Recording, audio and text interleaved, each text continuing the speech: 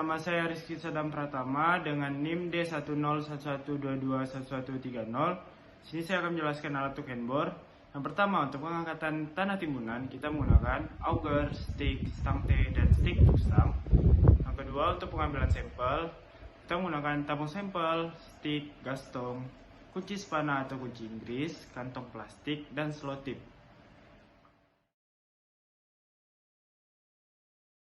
Pertama, tentukan titik pengeboran dan bersihkan rumput di sekitar area pengeboran. Setelah alat sudah terpasang, langsung tancapkan ke titik pengeboran, kemudian putar searah jarum jam. Setelah mencapai kedalaman yang diinginkan, ambil sampel tanah dan dibungkus dengan plastik.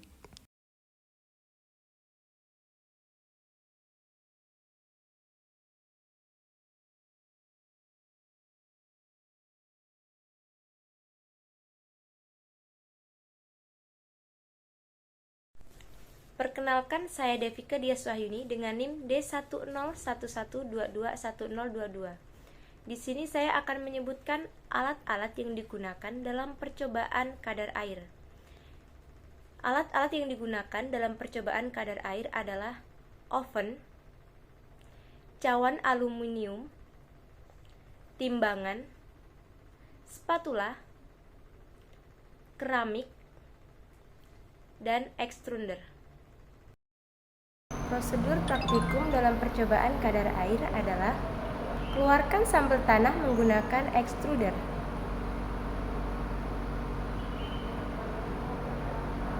Potong sampel tanah dan dimasukkan ke dalam cawan aluminium.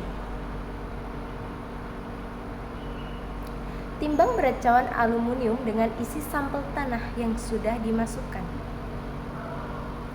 Cawan aluminium beserta tanah di oven selama 24 jam.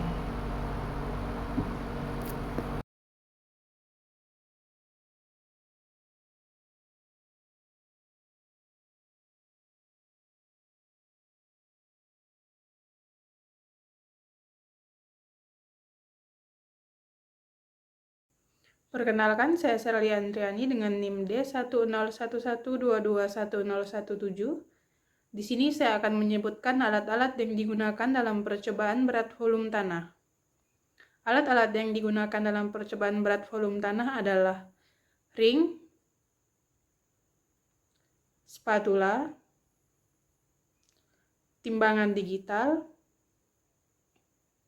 jangka sorong,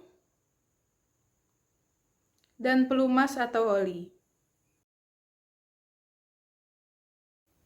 Pertama, ukur diameter dalam dan tinggi ring menggunakan jangka sorong. Kemudian timbang berat ring. Tekan ring ke sampel tanah hingga dalam ring penuh dengan sampel tanah. Setelah itu, sampel dirapikan dengan spatula.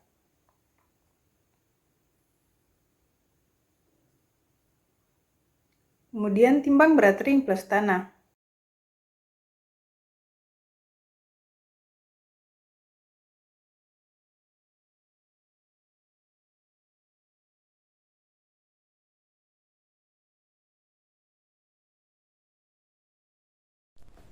Perkenalkan, saya Agnes Elzapera, NIM D1011221026. Di sini saya akan menyebutkan alat-alat yang digunakan dalam praktikum permeabilitas.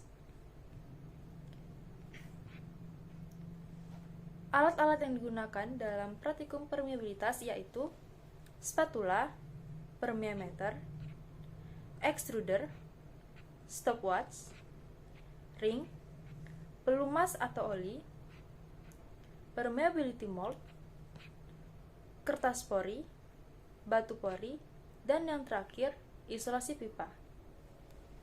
Sekian dari saya, terima kasih. Yang pertama adalah ukur diameter dan tinggi ring permeabilitas. Yang kedua, timbang berat ring permeabilitas. Selanjutnya, olesi ring permeabilitas dengan minyak. Setelah itu, tekan ring permeabilitas hingga sampel tanah memenuhi bagian dalam ring, kemudian dirapikan.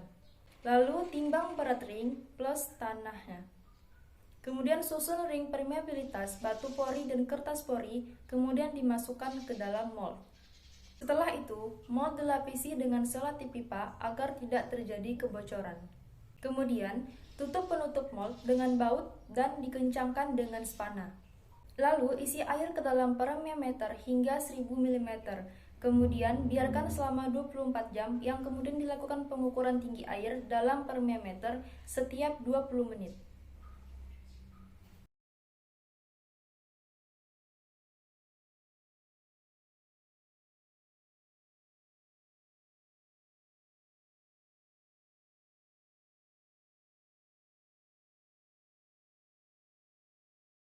Perkenalkan, nama saya Azizi Dwi Kurniawan dengan NIM D10112212006. Di sini saya akan menyebutkan alat-alat yang digunakan dalam praktikum berat jenis atau specific gravity.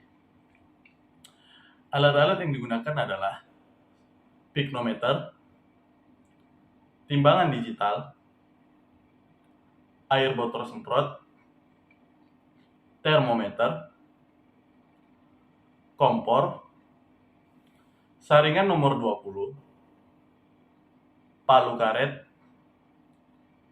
karung, wadah plastik, dan oven. Tumbuk tanah hingga agak halus, kemudian saring menggunakan saringan nomor 20, timbang tanah sebanyak 20 gram, timbang berat piknometer kosong, masukkan tanah ke dalam piknometer, isi air ke dalam piknometer hingga tanah di dalamnya terendam, guncangkan piknometer hingga tanah dan air tercampur, kemudian diamkan setelah 24 jam. Setelah 24 jam direbus piknometer selama 15 menit, setiap 5 menit piknometer diguncangkan. Kemudian piknometer diisi air hingga penuh, kemudian ditimbang. Buang sampel tanah dan air, kemudian piknometer diisi air hingga penuh, kemudian ditimbang.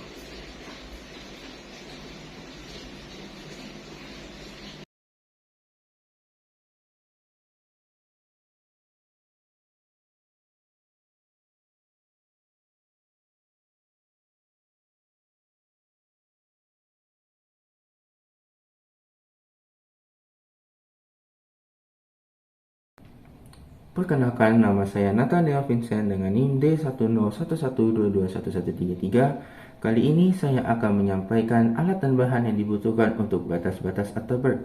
Batas-batas Atterberg terbagi menjadi 3 percobaan, yaitu percobaan batas cair, batas plastis, dan batas susut.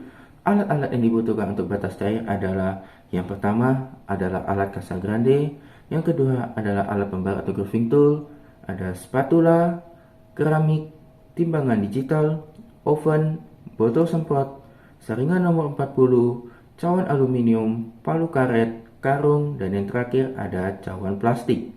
Selanjutnya, alat-alat yang dibutuhkan untuk batas plastis adalah, yang pertama ada spatula, ada keramik, timbangan digital, oven, botol semprot, saringan nomor 40, cawan aluminium, palu karet, karung, dan yang terakhir ada cawan plastik. Dan yang terakhir, alat-alat yang dibutuhkan untuk batas susut adalah, yang pertama cawan susut atau Monel dish, lalu ada cawan porselin, overflow dish, pelat gelas dengan 3 paku atau yang dikenal prong plate, air raksa, spatula, keramik, timbangan digital, oven, botol semprot, saringan nomor 40, cawan aluminium, palu karet, karung, dan yang terakhir cawan plastik. Selanjutnya adalah prosedur yang dilakukan untuk batas-batas Atterberg.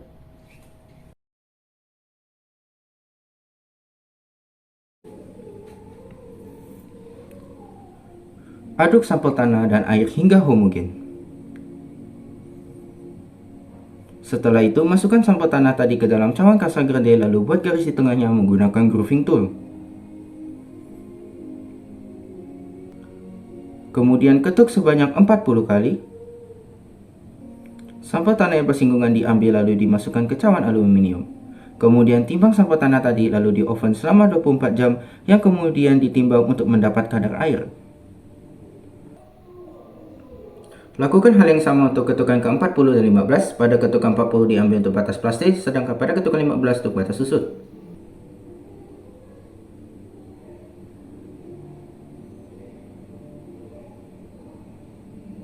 Ratakan sampel tanah pada keramik. Kemudian setelah agak mengering, sampel tanah dibuat berbentuk silinder dengan diameter kurang lebih 3 mm. Buat sebanyak 18 buah, kemudian masukkan ke dalam cawan aluminium lalu ditimbang selanjutnya di oven selama 24 jam.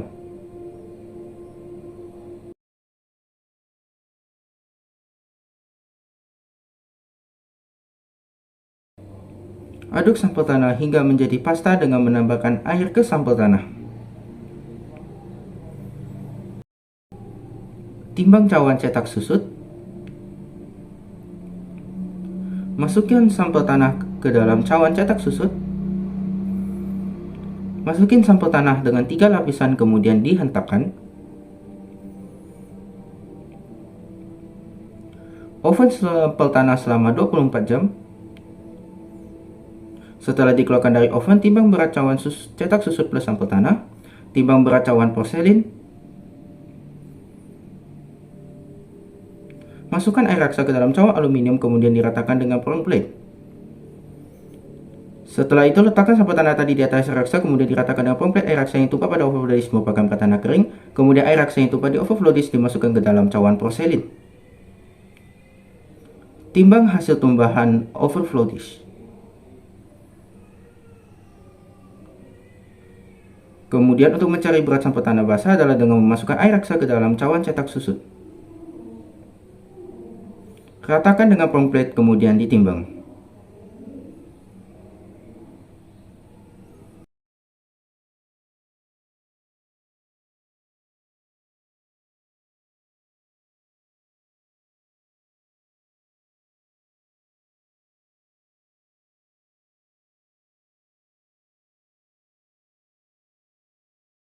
Pada bab ke-7 adalah praktikum pemeriksaan distribusi ukuran butir tanah atau grain size analysis. Alat-alat yang digunakan pada praktikum ini diantaranya yang pertama adalah hidrometer ASTM 152H yang berfungsi untuk mengukur skala dengan konsentrasi 5-6 gram per liter dalam geras tabung ukur suspensi dari air dan deterjen. Yang kedua adalah karung sebagai alat sampel tanah saat ditumbuk. Yang ketiga adalah palu karet untuk menumbuk sampel tanah agar terurai. Yang keempat adalah saringan yang disusun dari atas ke bawah berurutan adalah saringan nomor 20, 40, 60, 80, 120, dan 200. Saringan digunakan untuk mendapatkan tanah yang lolos pada saringan nomor tertentu. Saringan nomor 10 juga dipakai untuk menyaring tanah uji untuk digunakan dalam pengujian ini. Yang kelima adalah wadah plastik sebagai wadah sampel tanah saat dicampur dengan mixer. Yang keenam adalah timbangan digital untuk menimbang sampel tanah. Yang ketujuh adalah oven untuk mengeringkan sampel tanah. Yang kedelapan adalah botol semprot untuk membersihkan tanah yang tersisa pada wadah. Yang kesembilan adalah tabung gelas ukur sebagai wadah campuran tanah, air, dan reagen untuk dicelupkan hidrometer. Yang ke-10 adalah mixer untuk mencampurkan sampel tanah. Yang ke-11 adalah bahan dispersi atau reagent yang dicampurkan ke dalam air agar partikel-partikel tanah dapat terurai. Yang ke-12 adalah termometer untuk mengukur suhu campuran saat berada di dalam tabung gelas ukur. Yang ke-13 adalah stopwatch untuk mengukur sewaktu saat kapan pengujian hidrometer dilakukan. Dan yang ke-14 adalah sieve shaker untuk mengguncang saringan agar dapat lolos saringan. Pertama, timbang tanah yang lolos saringan nomor 10 sebanyak 50 gram, kemudian timbang reagen sebanyak 5 gram. Setelah itu, masukkan tanah dan reagen ke dalam gelas dan diaduk dan didiamkan selama 24 jam. Setelah 24 jam, aduk sampel menggunakan pengaduk suspensi selama 15 menit. Kemudian masukkan sampel tanah dan reagen ke dalam gelas ukur 1000 ml dan isi air sehingga mencapai 1000 ml. Kocok gelas ukur tersebut selama 60 kali. Setelah itu, lakukan pembacaan hidrometer. Kemudian setelah melakukan pembacaan hidrometer, selanjutnya sampel di dalam gelas ukur disaring menggunakan saringan nomor 200, kemudian di oven selama 24 jam. Setelah 24 jam di oven, tanah dikeluarkan dari oven. Sebelumnya, bersihkan terlebih dahulu saringan-saringan dari kotoran yang menempel. Masukkan sampel tanah ke dalam saringan yang telah disusun mulai dari ukuran terbesar hingga terkecil. Kemudian diayak di atas shift shaker selama 15 menit. Setelah 15 menit diayak, timbang sampel tanah yang tertahan pada setiap lapisan saringan.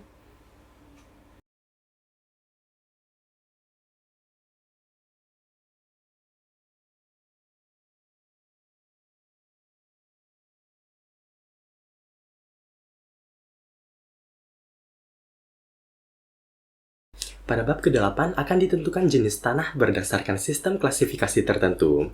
Yang pertama adalah klasifikasi USDA atau United States Department of Agriculture yang mendasarkan klasifikasi tanah terhadap teksturnya.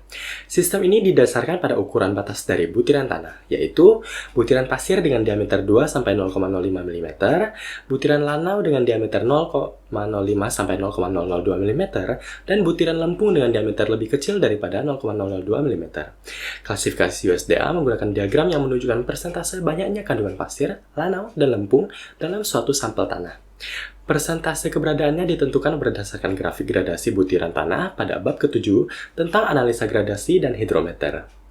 Persentasenya dihitung berdasarkan grafik gradasi, kemudian dipasangkan menurut jenis tanah yang ada di diagram segitiga USDA. Untuk lempung dilihat secara mendatar ke kanan, untuk lanau dilihat miring ke kiri bawah, dan untuk pasir dilihat miring ke kiri atas. Jika tanah mengandung kerikil, maka persentase yang diambil adalah persentase pasir, lanau, dan lampung relatif terhadap total pasir, lanau, dan lampung. Terhadap beberapa jenis tanah yang tercantum dalam diagram segitiga USDA. Pertemuan ketiga garis persentase jenis tanah, pasir, lanau, dan lempung akan menentukan jenis tanah tersebut. Pada praktikum ini, didapatkan persentase pasir ada 24%, lanau 60%, dan lempung 16%. Ketika diletakkan pada diagram USDA, tanah termasuk ke dalam jenis tanah liat berlanau. Yang kedua adalah klasifikasi AASTO atau American Association of State Highway and Transportation Official. Penentuan jenis tanah pada metode ini menggunakan data analisa gradasi sekaligus data batas Atterberg. Penentuan jenis tanah metode AASTO dapat dimulai dengan menentukan berapa persen tanah yang lolos saringan nomor 200 atau setara dengan diameter 0,075 mm. Jika kurang dari 35% lolos, maka termasuk material granular, namun jika lebih dari 35% yang lolos, maka termasuk material tanah lanau lempung. Karena lebih dari 35% lolos saringan nomor 200, maka tanah termasuk material tanah lanau lempung. Selanjutnya, jenis tanah ditentukan berdasarkan indeks plastisitas dan batas cair tanah. Karena batas cair tanah adalah 64,033% dan indeks plastisitas tanah adalah 29,869%, maka tanah termasuk ke jenis A75 atau A76. Penentuan terakhir ini dapat dilihat pada grafik hubungan antara indeks plastisitas dan batas cair tanah. Jika digambarkan pada grafik, tanah tergolong ke dalam jenis A75. Kemudian, klasifikasi AASTO juga dapat disertai dengan mutu tanah sebagai subgrade jalan raya yang didapatkan dengan grup indeks. Semakin tinggi nilainya, maka semakin tinggi kualitas tanahnya. Pada sampel ini didapatkan grup indeks dengan dihitung, kemudian didapatkan GI sebesar 34. Yang ketiga adalah metode USCS atau Unified Soils Classification System. Pada sistem ini juga ditentukan tanah melalui analisa gradasi dan batas Atterberg. Pertama yang terlebih dahulu dilihat adalah berapa banyak lolos pada saringan 200. Jika kurang dari 50%, maka tanah termasuk ke tanah berbutir kasar, namun jika lebih dari 50%, maka tanah termasuk ke tanah berbutir halus. Karena persentase yang melewati saringan nomor 200 lebih dari 50%, maka tanah termasuk ke dalam tanah berbutir halus. Kemudian tanah tersebut ditentukan berdasarkan plastisitasnya. Jika plastisitasnya tinggi, itu adalah dengan batas cair yang lebih dari 50%. Plastisitas rendah adalah dengan batas cair kurang dari 50%. Karena batas cairnya lebih dari 50%, maka plastisitasnya tinggi. Kemudian penentuan selanjutnya adalah menggunakan grafik antara indeks plastisitas dan batas cair. Setelah dipasangkan ke dalam grafik, tanah sampel ini tergolong ke dalam jenis lanau berplastisitas tinggi atau ML. Terima kasih karena sudah menonton video kami. Semoga video kami dapat bermanfaat untuk kalian semua. Terima kasih. Bye-bye.